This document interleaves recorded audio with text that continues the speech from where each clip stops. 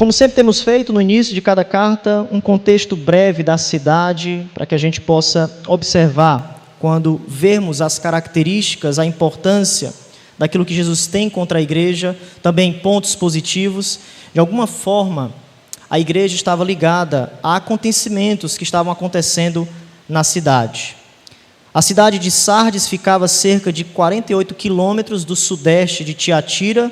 Era uma acrópole impressionante, ficava no topo de uma montanha, ou seja, era construída sobre um alto penhasco, o que lhe dava, naquele contexto, uma aparência de segurança absoluta. A história dessa cidade, eles passaram por um processo de profunda segurança por conta do contexto geográfico em que eles estavam ali localizados. A cidade de Sardes era uma das maiores cidades do mundo antigo. Porém, no período romano, quando João está escrevendo para esses irmãos, a cidade havia perdido o seu prestígio. Com o passar do tempo, a glória de Sardes se tornou apenas memória. Conta-nos a história que ela foi invadida 2 vezes, porque os guardas relaxaram. Eles tinham tanto essa questão geográfica, ninguém pode nos deter ou nos invadir, que por conta disso, os seus inimigos aproveitaram quando eles não estavam vigiando. Por isso a importância que Jesus nos diz para a igreja de Sardes, que ela deve vigiar. A cidade vivia do passado. Em que sentido? O nome que ela possuía, uma cidade grandiosa, mas essa vitalidade, essa força estava ligado à sua antiguidade. Uma cidade famosa, mas havia perdido essa fama por causa daquilo que tinha acontecido diante daquele contexto, como a Bíblia aqui nos prescreve.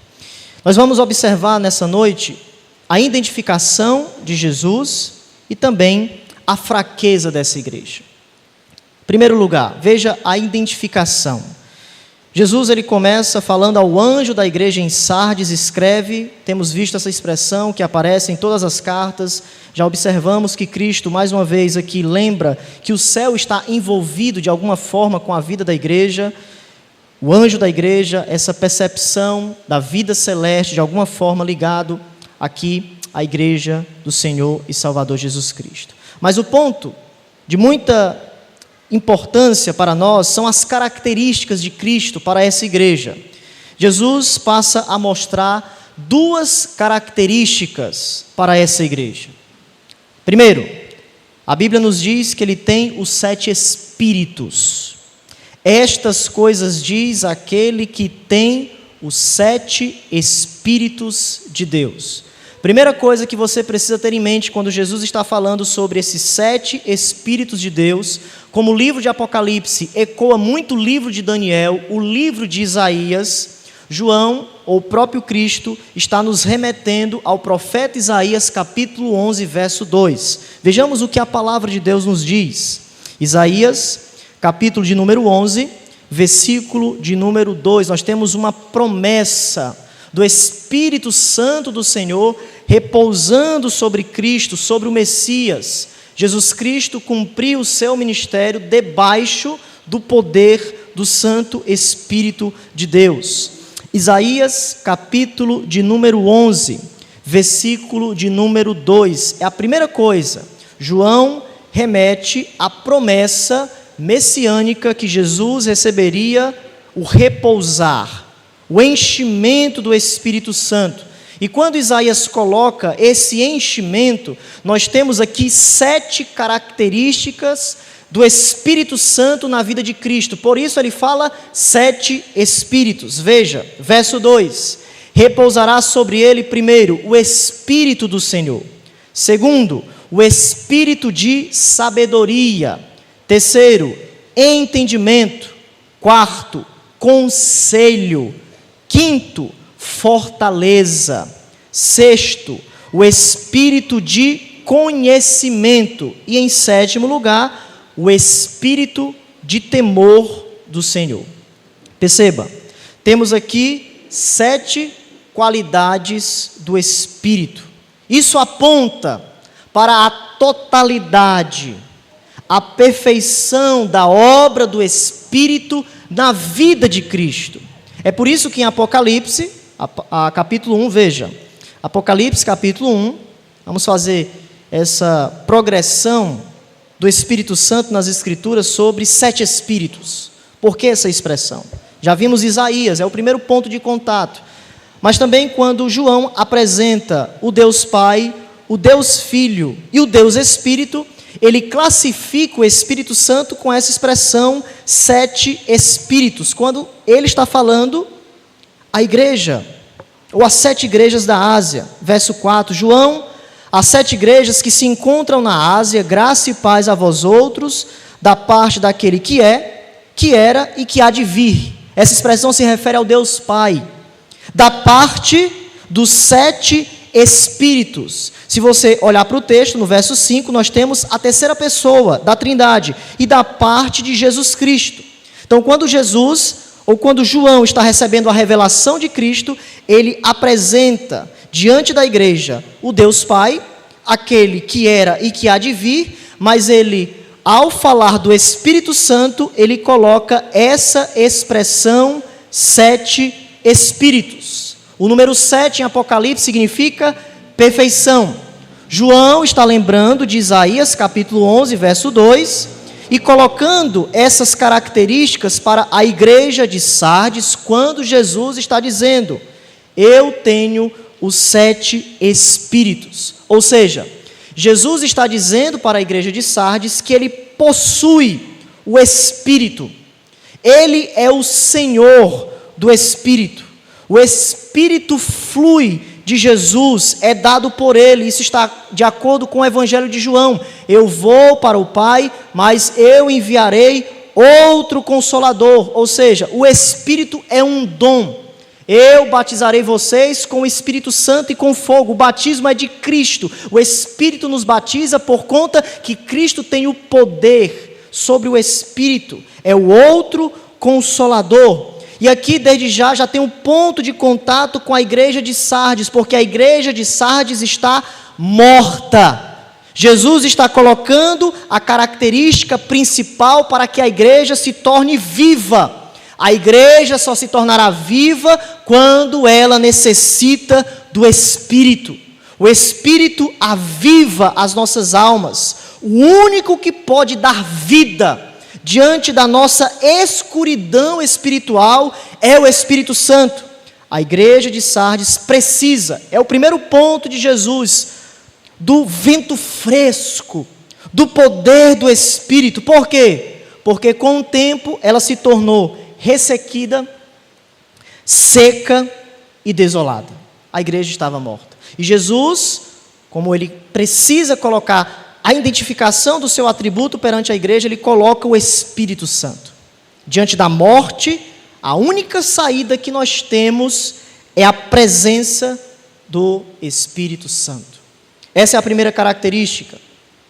Os 7 Espíritos se refere ao Espírito Santo, dizendo para nós que Jesus tem o poder do Espírito de enviar o Espírito sobre as nossas vidas, sobre as nossas enfermidades, sobre a nossa morte espiritual, sobre a nossa preguiça, porque o Espírito é aquele que aviva as nossas almas.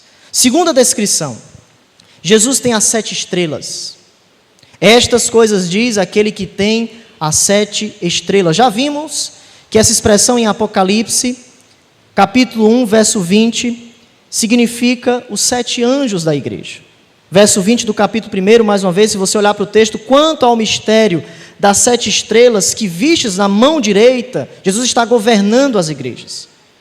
E aos 7 candeeiros de ouro, as 7 estrelas são os anjos das 7 igrejas. E os 7 candeeiros são as 7 igrejas. Então Jesus está nos dizendo que através dos anjos, ele possui em suas mãos, os anjos são espíritos ministradores, servem os crentes. Hebreus capítulo 11, verso 14, ele está sempre direcionado pela vontade de Deus. Então Jesus possui, ou tem um controle sobre a igreja, em enviar o avivamento sobre a igreja, mas também demonstra o controle, a preocupação de tudo aquilo que acontece espiritualmente, que muitas vezes nós não conseguimos ver, mas Cristo está zelando pela igreja.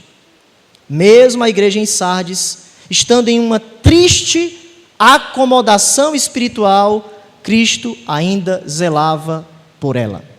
Primeiro, 7 espíritos, eu tenho o poder de enviar o avivamento. Segundo, tudo está em minhas mãos, eu tenho o controle de todas as coisas. Essas são as 2 características de Cristo para essa igreja perante aquele contexto. Mas Jesus prossegue agora em segundo lugar para a fraqueza dessa igreja. Jesus continua e mostra a queixa que ele possui contra a igreja de Sardes. Veja o que o texto nos diz: conheço as tuas obras, que tens nome de que vives e estás morto. O interessante é que nas outras cartas, Jesus começa com essa expressão: conheço as tuas obras. Éfeso e Tiatira. Quando nós olhamos para o capítulo 2, veja, verso de número 2, conheço as tuas obras. E quando Jesus fala sobre esse conhecimento, ele coloca algo positivo. Conheço as tuas obras, o teu labor, a tua perseverança, e que não pode suportar homens maus. Jesus conhece aquilo que é positivo da igreja, a perseverança, aquilo que é bom na igreja, mas também em Tiatira, verso 19. Conheço as tuas obras, mesma expressão, o teu amor, a tua fé, o teu serviço, a tua perseverança, e as tuas últimas obras mais numerosas do que as primeiras. Mas o interessante é que quando Jesus coloca essa expressão para a igreja em Sardes, possivelmente a igreja vai receber algo positivo, mas Jesus, de maneira irônica, ele não coloca algo positivo. Conheço as tuas obras, mas ele não solta algo positivo como ele fez para a igreja em Éfeso e a igreja em Tiatira. Mas, diante de uma igreja que aparecia ou demonstrava ser vibrante, tinha boa fama, Jesus, na sua avaliação, diz para ela: eu conheço as tuas obras, não são positivas. A tua boa fama se traduz em morte. A tua boa fama se traduz em morte. Eu conheço isso. E quando nós olhamos para o contexto, como essa igreja era muito famosa exteriormente, quem sabe alguém pudesse ter dito: olhe, vamos para a igreja de Sardes, lá não temos a doutrina dos nicolaítas, lá não temos a influência de Jezabel. Muitos admiravam a igreja de Sardes, a sua reputação era notável. Quem sabe, nas questões externas estava funcionando muito bem. É provável que a congregação fosse bem grande para os padrões da época, mas Jesus nos mostra que conhece a verdadeira reputação, o verdadeiro estado da igreja. Jesus conhece a realidade que é apresentada para nós nem sempre é a realidade que Jesus está vendo. À vista dos homens, essa igreja era famosa, mas à vista de Deus estava em decadência espiritual. Nem tudo aquilo que é verdadeiramente. Temos aqui, meus irmãos, um quadro do cristão nominal, próspero externamente, ocupado com as coisas, com as atividades religiosas, mas sem vida, sem poder espiritual. A igreja em Sardes era uma propaganda enganosa. Uma propaganda enganosa. Parecia uma coisa, mas era outra. Se colocava de uma forma, mas Jesus diz: eu conheço a realidade. Não tem como escapar. Não tem como escapar da vista, do meu olhar. Não tem como escapar porque eu conheço a realidade. É a queixa de Jesus. Vocês têm fama, mas vocês estão mortos. Vocês, de fato, não estão vivendo a espiritualidade sadia e correta. Vocês são crentes nominais. Mas Jesus propõe a solução. Verso 2 e verso 3, nós temos a solução de Jesus. Nos versículos 2 e 3, nós vemos isso. E nesses dois versículos, o foco está na vigilância. Você precisa colocar isso em seu coração. O ponto desses dois versículos é a vigilância. Há um tom de urgência aqui, porque a igreja está numa direção de extinção. A igreja, de fato, está morta. Ela precisa ser revigorada urgentemente. Jesus já se apresentou. Eu tenho Espírito. Somente o meu Espírito pode avivar os seus corações. Por isso, há uma necessidade urgente. E a grande necessidade é a vigilância. Por isso, ele começa o verso 2 com a expressão, ser vigilante. O efeito retórico de Cristo nessa expressão é bastante forte. Porque, como eu falei no início, na introdução, a igreja se assemelhava à cidade.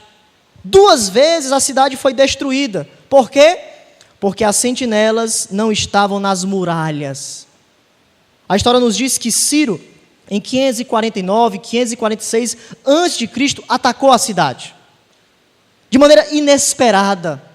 E, em segundo lugar, Antíoco III, 214 a.C., eles usaram um túnel secreto, as sentinelas, por causa dessa acrópole, nós somos inexpugnáveis, jamais nada poderá acontecer conosco, mas foi justamente nisso que os inimigos de Sardes, dessa cidade, conseguiram atacar, quando eles estavam desprevenidos. Ou seja, a cidade de Sardes se achava autossuficiente, por conta do seu local estratégico, e muitas vezes estamos na igreja de maneira autossuficiente. O melhor local para se estar é quando nós estamos na igreja de Cristo, mas nem tanto. O melhor local é estarmos na igreja de Cristo quando os nossos corações, a nossa vida, a nossa espiritualidade ou a nossa vigilância está atenta para aquilo que Cristo está falando conosco e nós obedecemos. Ser vigilante. Olhem para o que aconteceu na cidade onde vocês estão vivendo, quando vocês não vigiaram, quando os sentinelas não vigiaram, a fortaleza de vocês caíram. A falta de vigilância é o grande problema, é a grande necessidade que Jesus coloca perante nós. Os invasores invadiram, conseguiram entrar nos portões de Sardes, porque os sentinelas não vigiaram. E a igreja estava cometendo o mesmo erro. O erro gravíssimo de não se atentar para a sua espiritualidade. Meus irmãos, Jesus começa nos mostrando que nós devemos despertar. Preste atenção, olhe para mim. A gente poderia colocar um tema em uma palavra nessa mensagem: acorde! Acorde! Você que está morto, está dormindo agora, acorde! Uma palavra apenas, em todos esses versículos: acorde, desperte. Não permita que o pecado ganhe força, porque quando o pecado ganha força, ele vai lhe matando, lhe paralisando, e quando menos você espera, você está morto. O ponto, meus irmãos, a primeira solução de Jesus é vigilância. Abra os olhos, é o que Jesus está nos dizendo. Abra os olhos para os acontecimentos. Mas quando nós abrimos os olhos para os acontecimentos, nós devemos agir. Nós não devemos ficar apenas olhando. Nós devemos estar atentos às brechas, atentos às direções do inimigo, atentos para onde o pecado está nos levando, atento em como nós estamos em nossa relação com Jesus. É a vigilância, olhos atentos, olhos espirituais bem abertos, enxergando quem nós somos em Jesus e o que nós precisamos fazer. É por isso que Jesus ele vai continuar. Essa vigilância não para. A igreja de Sardes deve fortalecer o que resta. Ser vigilante, mas veja, consolida, fortalece o resto que está para morrer. Porque não tendo ou não tenho achado íntegras as tuas obras na presença do meu Deus. Meus irmãos, que afirmação forte. aos olhos do mundo conhecidíssima, mas na presença de Deus incompleta. Incompleta. Deus não via uma igreja íntegra. Ele diz: não achei as tuas obras íntegras. A igreja estava incompleta. Obras inacabadas. Quantos anos nós estamos na igreja e não temos terminado aquela obra ou aquela questão que Jesus colocou em nossa vida? Obras inacabadas. E Jesus está dizendo: ser vigilante, mas fortalece, consolida. Porque tem gente que está quase morrendo. Obras inacabadas. As suas atividades desses irmãos eram carnais. Não esqueça, Jesus se coloca como aquele que envia o Espírito, ou seja, as atividades dessa igreja eram atividades carnais. Eu vejo aqui um retrato da UTI espiritual. Essa igreja estava em modo de sobrevivência. Em modo de sobrevivência. A igreja estava só nos aparelhos. Só nos aparelhos. Meus irmãos, que cena trágica. Jesus, Ele é tão misericordioso que Ele coloca a nossa real situação. Isso aqui é misericórdia, isso aqui é amor. Os crentes não se envolveram da mesma forma que a igreja em Éfeso, da mesma forma que a igreja em Tiatira e tantas outras igrejas. A perseverança, o discernimento. Não, eles estavam incompletos. Incompletos. E a única solução para essa igreja não morrer por completo, já que tem um pouco que resta, é interessante isso, é consolidar ou fortalecer o que resta. Ela tinha apenas um pequeno sinal de vida. O seu Wi-Fi espiritual estava fraco. O texto nos diz, no verso 4, se você olhar para Apocalipse capítulo 3, preste atenção, vigia aí na água da bênção, né? Capítulo 3, verso de número 4. As coisas que estão caindo, preste atenção. Verso de número 4, veja. Tens, contudo, em Sardes, olha só, umas poucas pessoas que não contaminaram as suas vestiduras e andarão de branco junto comigo, pois são dignas. A igreja em Sardes ainda tinha um restinho de vida. Crianças, preste atenção. A igreja em Sardes tinha um restinho de vida. E Jesus nos diz que esse restinho, essa pequena fagulha, tinha que ser fortalecido. Fortalecido. Apesar de muitos espiritualmente estarem sem vida, preste atenção, nós devemos fortalecer os que ainda estão de pé. É o ponto de Jesus. Consolidar aquilo que está dando certo na igreja. Pois se não fizermos isso, o desânimo será completo. O fracasso será completo. E chegará o dia, como a igreja está na direção da morte completa, chegará o dia que, se não fortalecer esse pouquinho que resta, é capaz de tudo morrer por completo.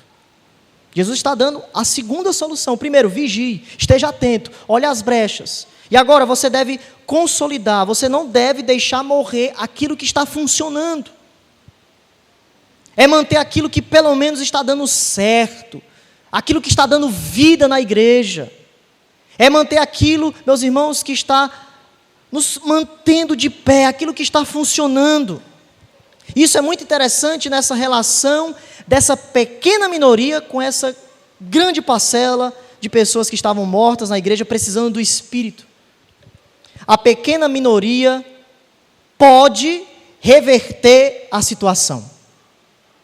Poucos que não contaminaram as suas vestes. Sabe o que isso me causa impacto?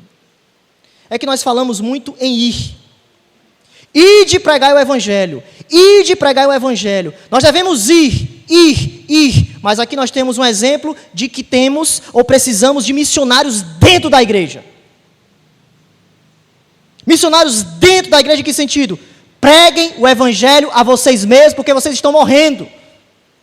Vocês precisam começar com Jesus primeiro em vocês, para depois irem. Os missionários devem estar dentro da igreja. A igreja deve se edificar consigo mesma, para depois sair, para depois avançar. Nós devemos buscar o ir, o fazer, mas muitas vezes precisamos estabelecer os fundamentos locais. Devemos ser vivos para avançarmos de maneira viva. Os remanescentes devem praticar a boa obra dentro da igreja. E meus irmãos, aqui é um incentivo para nós. Nós que estamos com Cristo verdadeiramente, Deus conta contigo. Homens, Deus conta contigo. Sociedade masculina, o pouquinho que resta, Deus conta contigo. Para revertermos essa situação e enchermos as nossas vidas do poder de Deus, levantarmos os caídos, fortalecer os desanimados, encontrarmos uma igreja forte em todos os sentidos. A pequena parcela deve ser forte. Devemos fortalecer o pouquinho que resta e, através disso, sermos direcionados para toda a igreja. Deus conta com pequenas ações. Pequenas ações podem reverter o rumo. Na história da igreja, pequenos homens de Deus fizeram grandes coisas, porque o nosso Deus é grande. Pequenas orações trouxeram inúmeros avivamentos. Pequenas orações fizeram grandes coisas, por quê? Porque o pequeno remanescente é aquilo que Jesus conta para que a igreja continue de pé. A igreja só se mantém de pé por causa dos remanescentes. Quem não quer nada, não quer nada. Mas os remanescentes, eles perseverarão. E eles manterão a igreja de pé. Eles fortalecerão a igreja de Jesus, para que ela não morra por completo. Então Deus conta contigo, meu irmão e minha irmã. Você que é um pequeno remanescente, Deus lhe chama para ser um missionário dentro da igreja local. Deus chama para você ser um missionário de casais, abençoar os casais, orar por casais. Deus conta com você ser um pequeno missionário das crianças, se preocupar com as crianças, orar pelas crianças, os jovens da nossa igreja, tudo redundando nesse pequeno remanescente, fortalecendo, consolidando os caídos. Essa é a segunda solução. Consolide, seja vigilante. Segundo, consolide. E terceiro, obediência completa. É a terceira solução. Nós temos falado muito sobre isso em nossas EBDs, a importância da obediência. Obediência é um sinal vivo do Senhor para as nossas almas. É um dos sinais da verdadeira conversão ou da verdadeira espiritualidade. E no verso 3 nós temos essa obediência completa. Olhe para o texto. Lembra-te, pois, do que tens recebido, ouvido, guarda-o e arrepende-te. Porquanto, se não vigiares, virei como ladrão, e se não me conheceres, ou não conhecerás de modo algum em que hora virei contra ti. Primeira coisa dessa obediência completa, lembrar. Lembrar é a primeira coisa, já que o estado espiritual da igreja é morte, atividades incompletas, ela deve fazer algo drástico em sua vida. Uma reviravolta deve acontecer na sua alma, meu irmão e minha irmã, uma reviravolta drástica. A primeira coisa é lembrar. O mesmo mandamento que ele passa para a igreja em Éfeso, devemos trazer à memória o Evangelho, ao nosso coração, em nossa igreja, aquilo que nós temos recebido e ouvido. Porém, não basta apenas trazer à mente as verdades que nos foram ensinadas, nós precisamos colocá-las em prática. Veja, primeiro, lembra. Segundo, guarda. Coloque em seu coração a vontade de Deus, mas por fim, a obediência completa se torna eficaz quando nós nos arrependemos dos nossos pecados. Não apenas tristeza pelo pecado, mas mudarmos de rumo, verdadeiramente, fidelidade a Deus. Portanto, obediência completa significa lembrar. Segundo, guardar. E terceiro, se arrepender. É a solução final de Jesus diante de tudo que nós temos visto nessa noite. Porque se nós não fizermos isso, Cristo de maneira severa virá sobre nós. Veja que no verso 3 ele, da mesma forma que ele começou, no verso de número 2, ele finaliza no verso de número 3, porquanto se não vigiares, a necessidade da vigilância, virei como ladrão. Mais uma vez, Jesus retrata o contexto da cidade. Os inimigos invadiram a cidade de maneira súbita, destruíram, e eles nem perceberam. E se vocês não entrarem no processo da obediência completa, lembrando, guardando e se arrependendo, eu virei da mesma forma que os seus inimigos vieram na cidade, eu virei como um ladrão. Por isso a figura do ladrão. Eu julgarei a minha igreja. O ponto é que Jesus vem quando ninguém espera. Quando ninguém espera. Parece que tem crentes que quando Jesus vem, ou abençoa, ou julga a igreja, a situação está tão triste que quando ele olha para trás, ele pensa, e Jesus passou por aqui mesmo? Jesus já passou, julgou e ele não sabe nem o que está acontecendo. Ele não está alerta para as coisas. Ele não está atento para a vigilância. Por quê? Porque ele está dormindo. Ele não sabe para onde vai. Meus irmãos, a importância da vigilância é tão grande que nós lemos nessa noite a parábola das 10 virgens. Mas no capítulo 24 até o capítulo 25 nós temos várias parábolas que retratam a importância da vigilância. O ladrão, o servo mau, as 10 virgens, todas essas parábolas se concentram na vigilância. O retorno de Cristo será algo inesperado. E a mensagem é que quando ele retornar, Cristo responsabilizará o seu povo pela maneira como eles estão vivendo. Pela maneira como nós estamos vivendo. Portanto, a vigilância é de suma importância para tudo o que nós estamos falando nessa noite. Tudo o que nós estamos falando nessa noite. Algumas aplicações sobre o que nós vimos nesses 3 versículos. Primeira aplicação. A revitalização espiritual começa no céu. É a primeira verdade. A revitalização espiritual começa no céu. O texto nos lembra que toda verdadeira renovação espiritual é obra do Espírito Santo. É obra do Espírito Santo. Podemos buscar métodos, estratégias, programas, mas nenhum deles produz vida por si mesmo. Nenhum. A igreja só é vivificada quando Cristo, que conhece perfeitamente o seu povo, envia o seu Espírito para nos despertar da apatia espiritual. Produzir em nós o dom do arrependimento. Nossa primeira resposta nessa noite, diante da nossa apatia espiritual, é nós clamarmos a Deus que envie o seu Espírito sobre nós para fazer aquilo que nós não conseguimos fazer. Porque a renovação começa com Ele, vem dEle, das mansões celestiais. Ele tem na mão a igreja. E nós precisamos reconhecer que toda restauração, ou qualquer restauração, vem somente pela presença do Espírito Santo. Meu irmão, minha irmã, clame nessa noite, ó Espírito, reacende a chama da fidelidade. Reacende, ó Espírito, a chama do primeiro amor. Reacende a chama do arrependimento.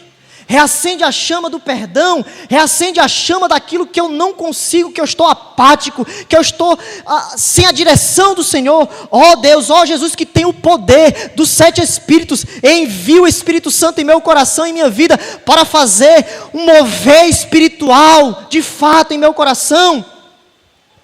Nós precisamos clamar, meus irmãos, de todo o nosso coração, por essa mensagem, pelo avivamento do Espírito Santo, pelo frescor do Espírito, como nós temos falado no início, pelo fervor espiritual, pela piedade. Vem, ó Espírito, satura a minha alma com a Tua palavra.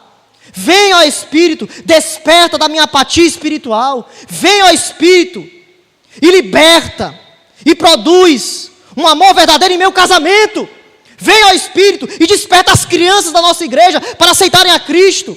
Vem, ó Espírito, de maneira tão maravilhosa em nossa vida, que quando nós caminharmos por essa rua do Curió, nós possamos pregar e as pessoas possam se arrepender dos seus pecados. Venha ao Espírito, como o Senhor veio em Atos dos Apóstolos, derramando chuva de graças e de bênçãos sobre a igreja. A igreja deve ser vivificada pelo poder do Espírito, a chama do poder do Espírito. Só vivemos, só prosseguiremos pelo poder do Espírito Santo em nós. E nós precisamos clamar isso de todo o nosso coração. Não tem outra saída, meu irmão e minha irmã, para você resolver os seus conflitos espirituais. Você precisa começar com o céu. Primeira coisa. A primeira coisa não é externo, no sentido de ser horizontal. A primeira coisa é vertical. É a primeira coisa. É Deus e nós e o nosso coração, e depois a revitalização acontecerá. Venha, ó Deus, em meu coração, envia o teu Espírito, reacende aquilo que precisa ser colocado, abrasado para a tua glória. É a primeira verdade. Segunda verdade, ou segunda aplicação. A reputação que realmente importa é a que temos diante de Cristo. A reputação que realmente importa é a que nós temos diante de Cristo. Em Sardes, o contraste entre aparência e realidade é destacado pela palavra nome. Olhe para o texto, é muito interessante isso.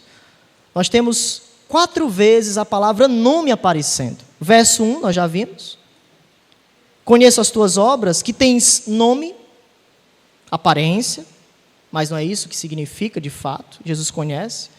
No verso de número 4, umas poucas pessoas, literalmente aqui é nome de poucas pessoas. Não sei se outra tradução, fora Ara, vai ter essa expressão, mas o ponto é, tens contudo em Sardes, nome de poucas pessoas. E o verso 5, 2 vezes, o vencedor será assim vestido de vestiduras brancas, de modo nenhum apagarei o seu nome do livro da vida.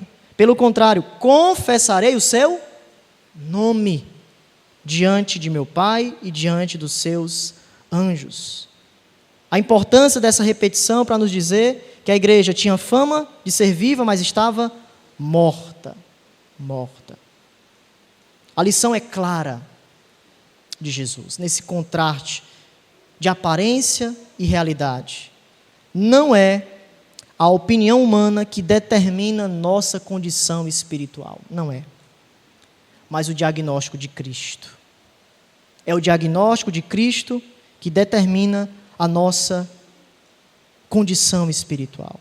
E já que estamos no final do ano, ou se aproximando para o final do ano, nós devemos fazer o check-up, não é isso? Nós precisamos fazer o exame de sangue, nós precisamos ver como é que está o nosso coração, como é que está a nossa vida, precisamos fazer exercícios físicos, amém, glória a Deus por isso, devemos cuidar da nossa vida, mas existe aqui um check-up que você não deve fugir dele, é o check-up espiritual honesto. Nós devemos perguntar nessa noite, qual é o nosso verdadeiro nome? Qual é o nosso verdadeiro nome? A igreja tinha nome de viva, mas Jesus está dizendo, o seu nome não é esse. O seu nome é de morte, decadência espiritual. Como somos conhecidos por Deus? Qual é o diagnóstico desse check-up espiritual? Quando você coloca o joelho no seu quarto e você diz, Senhor, agora vamos resolver o que precisa ser resolvido. Vamos lá. Quero fazer um check-up, já que o Senhor é o médico dos médicos. A vigilância espiritual aqui é indispensável para aquilo que nós professamos. Meus irmãos, somos conhecidos por Ele. Não fuja disso. Mas nós precisamos, em nosso coração, averiguarmos a nossa condição espiritual. O que realmente importa é como nós somos conhecidos diante de Deus. É isso que importa. É como nós estamos espiritualmente com Jesus. É isso o que importa. Diante de uma história a outra história. A nossa história está sendo colocada perante as pessoas, mas por detrás dessa história, espiritualmente, existe outra história. E essa outra história precisa bater com aquilo que você professa. Pois senão, se você não lembrar, se você não guardar, se você não se arrepender, eu virei como ladrão. Eu virei e julgarei. E isso será trágico para cada um de nós. Portanto, está chegando o ano novo. Ano novo de check-up espiritual batido. Faça isso. Com Jesus, chegue na sua casa e faça esse check-up espiritual. A reputação com Cristo é de suma importância. Terceira aplicação. Pecados secretos também matam. Pecados secretos também matam. Diferentemente de outras igrejas do Apocalipse, Sardes não é acusada de nenhuma heresia aberta. Nós não vemos isso. Éfeso nós vimos, Tiatira nós vimos, Jezabel. Não é acusada de nenhuma perseguição como a igreja de Esmirna. Não temos aqui. Mas é interessante que a doença da igreja de Sardes era mais sutil. Uma espiritualidade de aparência. Veja, preste atenção. Uma espiritualidade de tal forma, um profissionalismo de tal forma, que escondia as impurezas. Somente Jesus conseguiu ver as impurezas. Mas eu olho para esse texto e vejo impurezas não tratadas. Impurezas escondidas, não tratadas. Havia uma fachada de respeitabilidade, mas o interior estava contaminado. Por baixo da aparência religiosa daquela congregação respeitável perante as pessoas, havia impureza secreta. Pecados secretos do coração, pecados menos aparentes. São aqueles pecados que é você e Deus, e poucas pessoas que sabem. E Jesus está dizendo que esses pecados também precisam ser tratados. Porque muitas vezes esses pecados faz a igreja não prosperar. Cristo nos lembra que pecados secretos também corroem a alma, mas no corpo de Cristo. Não basta servir, trabalhar ou manter uma imagem de vitalidade se o coração está endurecido, dividido. É necessário se arrepender. Deus deseja a verdade por completo.